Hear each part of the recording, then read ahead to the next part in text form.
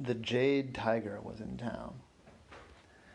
Now, the Jade Tiger was a really elegant statuette, I would call it. It was about, the body of the tiger was 6 inches long, maybe? Yeah, plus the tail, which is sort of curled up in an elegant arc. An elegant curlicue, even, I'd say. And, which is a big piece of jade, mind you. And the exhibition of the Jade Tiger was going to be in a kind of an unusual room, because the security was tight on purpose. Because there was both a jewel thief and an art thief that were known to be on the loose and in the general region. It was Terry LaCrue and Mark Epson. Because they knew all this, in addition to holding the exhibit in a secure room. And so in addition to holding the exhibit in a specially secure room, they also brought in Ollie. Ollie had foiled both Terry and Mark on previous, although neither of those were trivial for Ollie. They were both very clever thieves. One focused on jewel, one focused on art, and so here was an art carved from jewel, so who knows. And what made the room especially good for security was that there was only one way in or out.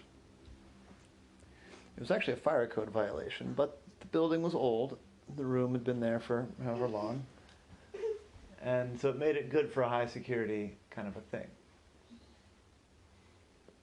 So they set up the Jade Tiger about 2/3 of the way through the room across from the door. It's kind of a rectangular room.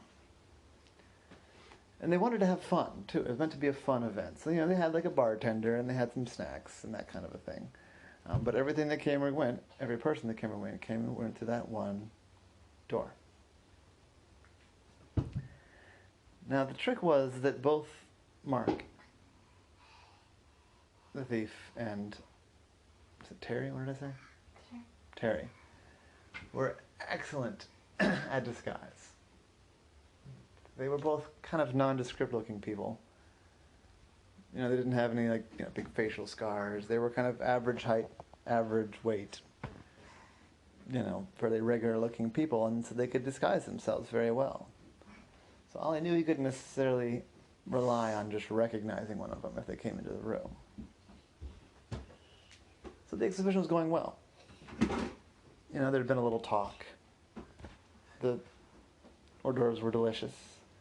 They had some other art pieces that were kind of related in some way.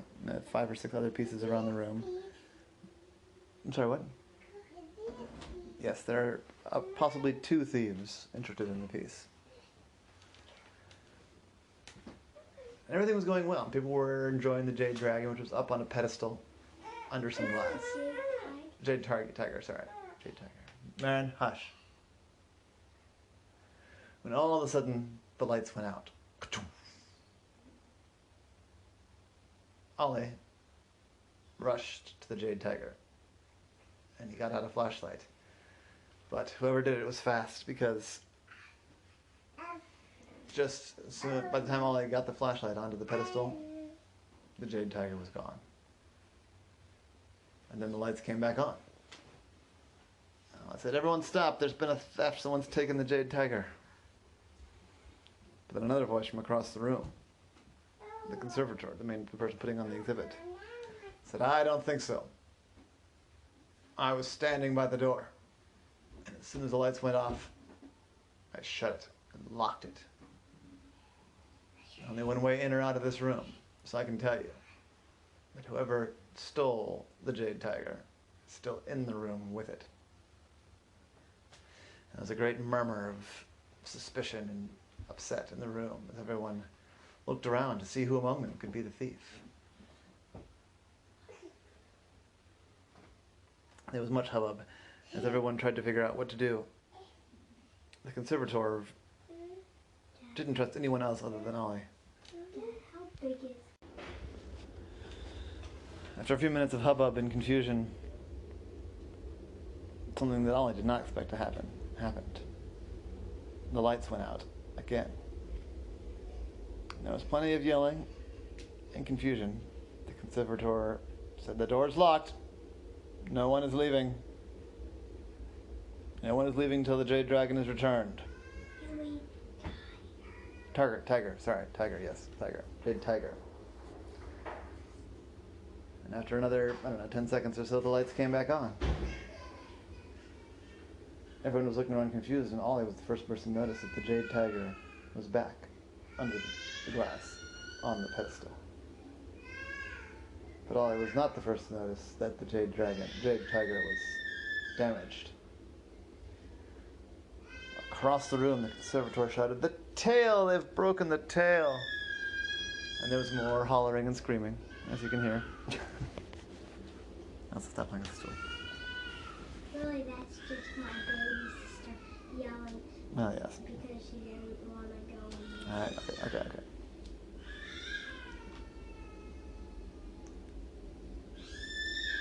The conservator started to go towards the case, and Ollie said, "No, stay there.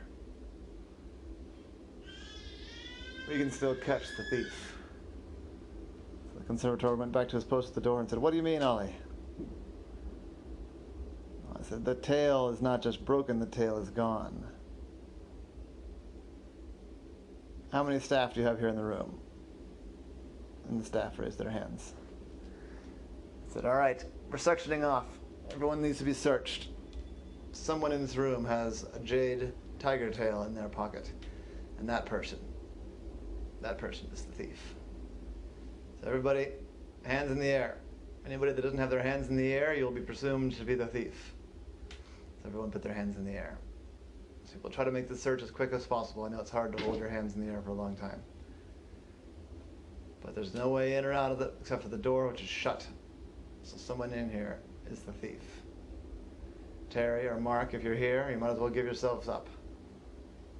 But no one did so.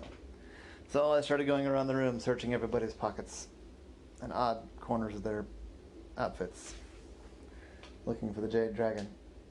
Jade Tiger tail.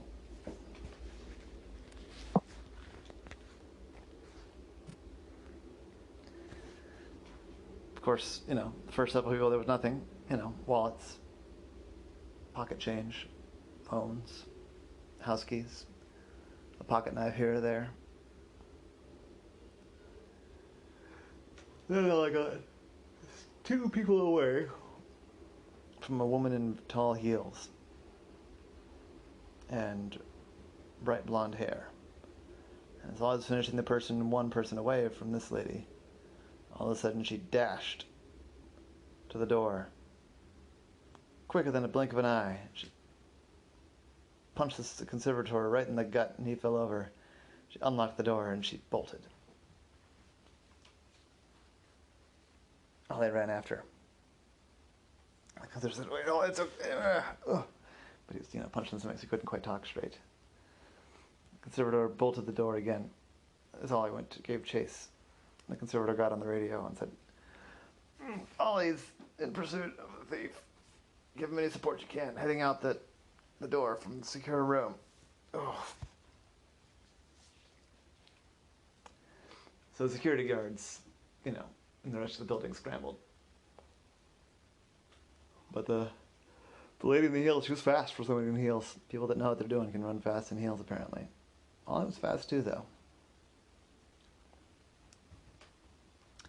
And they ran to get kind of through the museum, but whoever that was, they knew the museum well. They knew every turn. They were making a very direct, but also kind of unexpected route, hoping to evade the security guards, Ollie presumed. But Ollie knew the museum even better. And when she took a left turn to go through one of the galleries, Ollie knew that the only way out, well, there are 2 way outs, the way that they came, and another entrance. And there was a shortcut to that entrance. So when Ollie saw one of the security guards running, into the same entrance that the lady ran, Ollie darted and cut her off at the other entrance. So when she got out of that entrance, there was Ollie waiting. Ollie didn't hesitate. He leapt, grabbed her around the torso, said, "I've got you. You're not going anywhere. I've got 4 arms linked around the back of you.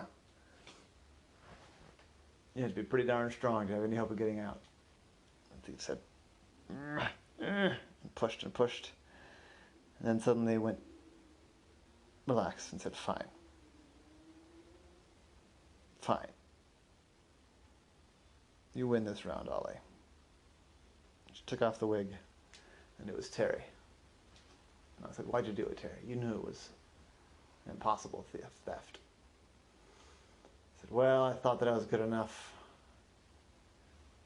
I thought I could find another exit. But I was wrong. Also, I thought I could outrun you. And I did outrun you, but you had a secret. I don't know how you got here before." I said, "Nobody knows the museums around this town better than I do. You should know that by now." I said, "Well, I guess I do now. I surrender. The tail is in my breast pocket." So Ollie reached toward the breast pocket, got a hold of the tail.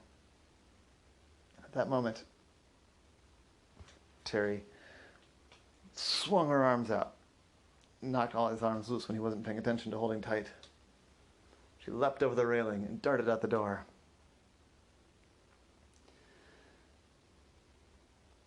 Ollie decided that the tail was the more important thing, so he let the security guards chase after her. He went back to the room. He found the conservator, who was mostly recovered from the quite firm punch in the stomach. He said, "I'm sorry. I caught her, but as I was retrieving the tail, she got away. Your guards are running after her. Hopefully the police will too. But I brought you the tail. I'm sure it's cold comfort, though, because this priceless artifact is broken." I said, "Ollie, thank you. This can be repaired, but, well, can I tell you a secret?" I said, "Sure. I'm actually not that worried about it." Oh, man, that lady could punch. I haven't gotten a punch in the stomach like that since college. Whew. Still hurting. Anyway,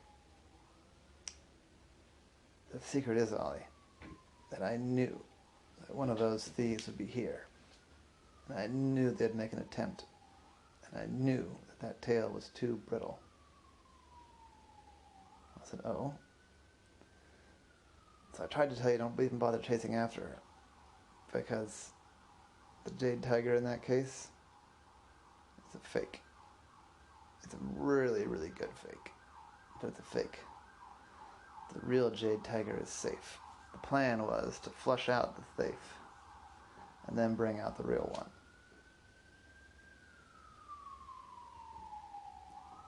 So I guess we can go ahead with that plan now, since the thief is out of the building. So the real jade tiger is safe. I said, "I'm not sure, but..." Oh, hold on here.